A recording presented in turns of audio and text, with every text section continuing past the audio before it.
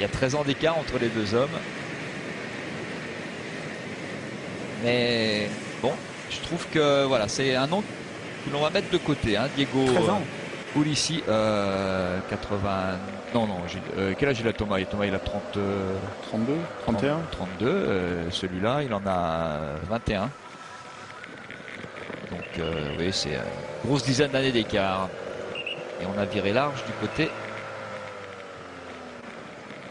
d'Inzosti. C'est des coups à emmener son coéquipier dans les arbres ou dans le muret. Voilà Samuel Sanchez qui revient dans la roue d'Inzosti. Les deux coureurs basques de l'équipe Euskaltel-Euskadi. Samuel Sanchez qui fait un bon Paris-Nice. Hein. Oui, qui a manqué de réussite, hein, parce qu'il aurait pu au moins remporter une étape, hein, voire deux. Celle d'hier, il n'est pas passé loin non plus. Mais là, il fait une belle opération. Hein. Regardez, on n'aperçoit pas l'avant-garde du peloton. Alors attention d'arriver quand même à rester sur le vélo. Mais il va revenir hein, à hauteur de Taramaï pour revenir prendre la 4e place. Avec l'appui d'un équipier, avec le soutien d'un équipier, il va pouvoir en tout cas avoir une collaboration parfaite. Et à deux, je pense qu'ils peuvent maintenir cet écart jusqu'à l'arrivée.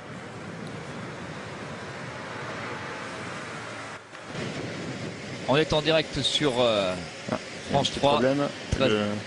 Ouais, mais très à l'aise quand même. Hein. Ouais, mais Thomas qui fait sauter la roue arrière, parce que je pense que le 11 d'orme ne passe pas bien, quelquefois avec la pluie, ou alors ça freine pas comme il faut.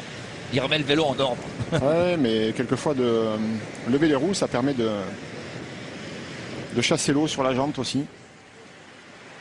Faire sauter la roue comme il le fait, ça permet de chasser l'eau et peut-être d'avoir un meilleur freinage, en tout cas des freins qui répondent un peu mieux. Les Espagnols qui ont depuis le début de la saison gagné 13 fois, si je vous donne le tableau des victoires par pays. La France est en tête avec 31 victoires depuis hier. L'Italie 26 victoires. L'Australie, c'est important quand même, hein, 22 victoires. Les Pays-Bas 16. L'Allemagne 15, avec celle de Tony Martin cette semaine. Et la Belgique 11 victoires. Les temps changent.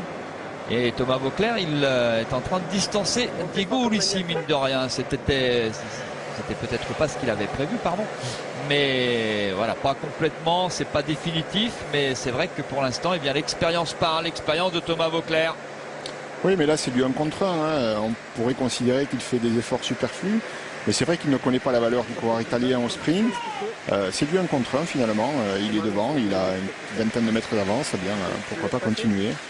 Arriver seul, il n'y a plus de doute. Hein. On est sûr de remporter la victoire. Maintenant, Ulissi, malgré son jeune âge, a l'air d'être un garçon assez solide. Et physiquement et mentalement. Thomas Voeckler qui aura été l'homme clé pour retrouver un sponsor pour Jean-René Bernoullo pour la succession de Bouygues Télécom. Il a attendu jusqu'au bout, mais comme il le dit justement dans le journal Le Sport Vélo, qui est un mensuel qui en est à son numéro 2, bien, comme il le dit justement, une double page est consacrée à Europcar. Europcar en voiture pour la gagne. Thomas Voeckler dit ça valait le coup d'attendre. Effectivement, c'est un modèle de professionnalisme, un modèle sur ce Paris-Nice encore. Thomas Voeckler qui a déjà gagné à Belleville. Alors c'est marrant, hein, il disait ouf, j'ai enfin gagné. 8 Paris-Nice sans gagner, battu in extremis l'an dernier. Ouf, j'ai enfin gagné à Belleville cette semaine. Et peut-être que Thomas Voeckler, eh bien en direct sur France 3, va réussir le coup de 2. Attention à ces deux-là, c'est important pour le classement général. Il ne met pas encore en danger le maillot jaune, mais en tout cas, il serre les dents. Et je trouve que c'est une attaque pleine de panache de Samuel Sanchez. Voilà un homme intéressant pour les courses à venir. Le champion olympique.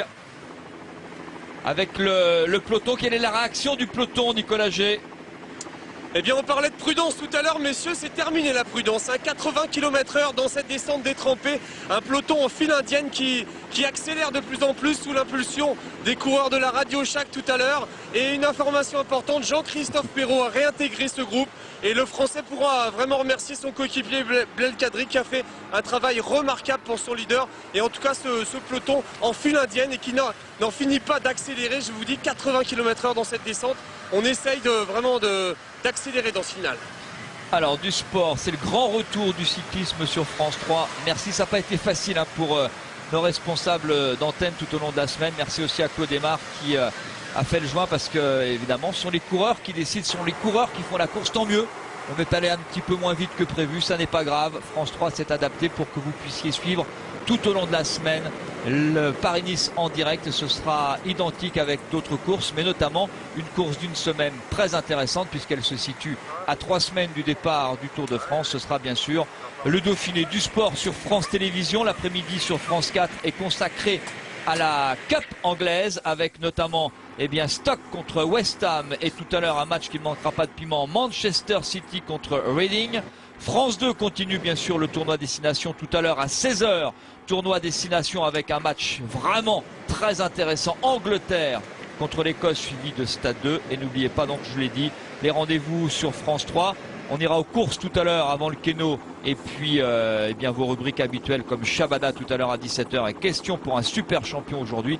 Tout le sport Pierre-Henri Brandet, c'est à 20 h et à 22 h 45. Voilà les rendez-vous sport sur France Télévisions.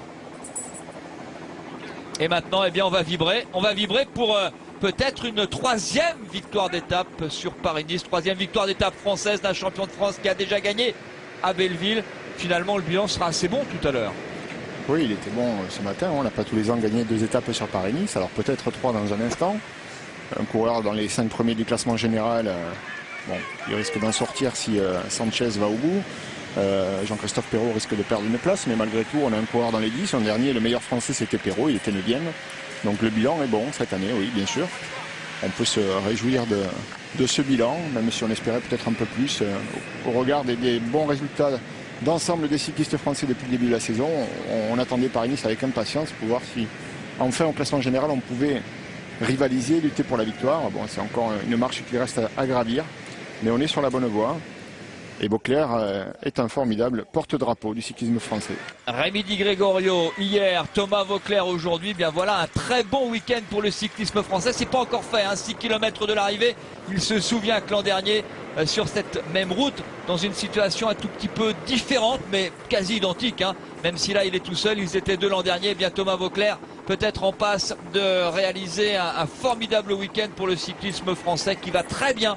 On l'a dit depuis le début de l'année, les chiffres sont là, les chiffres parlent, les résultats aussi. Alors ne soyons pas trop cocorico, mais soyons satisfaits de voir un cyclisme français qui marche maintenant. C'est vrai, on va attendre la grande victoire d'un coureur français. On a eu par exemple Johan Ofredo sur l'ancien Het Volk, le Het Nieuwsblad, terminé 4e et animé cette course spécifique en Belgique. On attend bien sûr une grande performance d'un coureur français dans une classique au mois d'avril, sur une course à étapes, que ce soit en Italie ou que ce soit en France bien sûr au Dauphiné. Et puis on attendra encore des exploits des coureurs français. Alors il y a Thomas Vauclair qui sent qu'il peut gagner. Un petit coup je lève la roue avant, un petit coup la roue arrière. C'est pour chasser l'eau sur la jante pour un meilleur freinage. Et là il y a besoin de freiner. Le choc au moment où la roue retombe fait tomber ces gouttes d'eau qui gênent au moment où Vauclair a besoin de freiner. Toute l'expérience de Thomas Vauclair qui en termine ici avec Paris-Nice. Encore 3 km. Thomas pour une 3e victoire française sur Paris-Nice. Une 2e pour lui. Révélé, rappelons-le, par un Paris-Roubaix Espoir où il avait terminé 4e. C'était déjà en 1999 quand on parle d'expérience acquise tout au long de ces différentes courses. Lui qui réalise un formidable début de saison 2010. Ouais, il faut être mesuré maintenant, modéré, parce que l'écart est fait. Il faut surtout s'assurer de ne pas faire de faute. Le danger reste présent, la chaussée est toujours mouillée. Et donc pour Vauclair, le plus important maintenant, c'est de rester sur son vélo. Lui qui nous avait fait vibrer pendant, vous vous en souvenez, le Tour de France 2004. Il avait porté pendant 10 jours le maillot jaune, meilleur jeune du Tour de France 2004. Et on peut dire qu'il a confirmé avec ses victoires à Bessèges, au Haut-Var, au Trophée des Grimpeurs en 2009. Champion de France 2010 à Chantonnay en Vendée, chez lui. Ça avait été un grand moment, même s'il est né à Strasbourg, qu'il a vécu longtemps parce que papa et maman faisaient de la voile. D'ailleurs, son papa a disparu tragiquement. On n'a jamais retrouvé le corps de son père après une sortie en bateau. Et il a longtemps vécu à la Martinique où il a découvert le vélo avant de revenir, couvé par toute la famille, par son frère Alexis, avant de revenir en France, s'installer en Vendée, porter les couleurs du Vendée U et désormais c'est le porte-drapeau de la Vendée, c'est le porte-drapeau de cette équipe Europcar. 27 victoires déjà depuis le début de sa carrière pour Tiblan, pour Thomas Vauclair, qui est en train de faire honneur à ce maillot de champion de France. C'est jamais facile, un maillot distinctif n'est jamais facile à porter. Eh bien lui, il le porte vraiment très très bien. On est sur le port de Nice, on va tourner à gauche, remonter après sur la droite et ça en sera fini pour une victoire d'étape. Je sais pas très bien où il est, Diego Ulissi, mais il a pas réussi. Alors est-ce qu'il a les moyens de revenir? Je crois pas, il a un petit gabarit, non, lui non plus, il le cherche Thomas Voeckler. C'est terminé, Thierry. Et avec 2-3 secondes au kilomètre, c'est fini. Ulissi, mettez-vous à sa place, dans sa tête, il a lâché depuis un moment déjà. Quand il voyait qu'à 4-5 secondes, il ne parvenait pas à combler l'écart qu'il avait sur Thomas Voeckler, il était déjà battu dans sa tête. Il ne pouvait plus espérer qu'une chose, c'est que Voeckler commette une erreur, qu'il chute et qu'il puisse revenir à cette occasion. Mais Voeckler a très bien maîtrisé sa descente. Et donc il est hors d'atteinte maintenant, il doit remporter cette étape. Eh bien voilà la 3e victoire, merci, grâce à l'hélico, oui c'est fait. Voilà, sauf chute, sauf incident, mais il a vraiment fait très attention. Il est pas loin, mais il est trop loin, il n'a pas pris de risque. Thomas Voeckler, il s'est souvenu l'an dernier avec Amel Moinard, il avait essayé de jouer, là, sur cette partie-là d'ailleurs, il avait essayé de jouer à l'influence, de faire parler l'expérience. Il avait finalement été battu. Eh bien, il s'est dit, le champion de France, que finalement, le meilleur moyen d'être tranquille, c'est de finir tout seul. Eh bien, lui qui n'avait jamais gagné en 8 participations sur Paris-Nice, qui n'avait jamais gagné de victoire d'étape sur Paris-Nice, eh bien, en 2011, il va faire coup double. Lui qui a déjà gagné cette année, rappelons-le, une étape sur le Tour méditerranéen. La Méditerranée lui réussit bien. C'était une étape qui arrivait à Pertuis. Il a gagné le Tour du Haut-Var. Il a gagné la 4e étape de Paris-Nice. C'était à Belleville. Eh bien, il est en passe maintenant de s'imposer. Et le voilà en passe de gagner une 2e étape sur ce Paris-Nice. La 3e victoire française. La mer un peu plus agitée que par le passé, que les autres années. Mais lui, eh bien, il est encore parti pour une sacrée année 2011 et il me fait penser, c'est vrai, à un certain Laurent Jalabert au même âge. C'est-à-dire que sa carrière, il va remporter ici sa 28e victoire dans sa carrière. Et on a l'impression, comme vous, à votre époque, qu'il s'amuse avec le cyclisme et qu'il prend maintenant surtout du plaisir sur un vélo. Oui, qu'il prend du plaisir, c'est évident. Il a la maturité physique, il a l'expérience. Il a toujours cette fraîcheur aussi.